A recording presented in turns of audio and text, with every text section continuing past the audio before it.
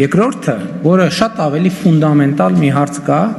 եւ ես այսօր sense tendency պլանավորել էի այդ մասին խոսել եւ կխոսեմ այդ մասին, ֆունդամենտալ հարցը հետեւյալն է, որ մենք Հայաստանի Հանրապետությունը, Հայաստանի ժողովուրդը ուզում է շարունակել Ղարաբաղյան շարժումը,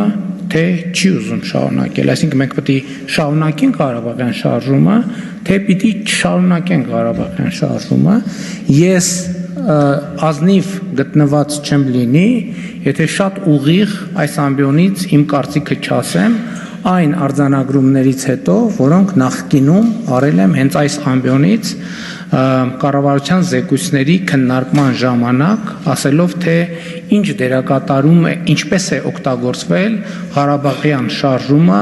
Հայաստանի պետականության չկայացման ճանապարհին։ Եվ ես առանց սեթևեթանքի ուզում եմ հստակ եւ աներկբա ասել, որ ես կարծում եմ, որ մենք Ղարաբաղյան շարժումը չպետք է շարունակենք։ Եվ ուզում եմ ասել, որ այն խաղաղությունը, որի ճանապարհով մենք գնում ենք, գերիների հարցի լուծման ամենաէֆեկտիվ ճանապարհն է։ Պարզապես ավելի էֆեկտիվ ճանապարհ գոյություն չունի եւ մեր ընկալումը համապարփակ է եւ ամբողջական։ Շնորհակալ եմ։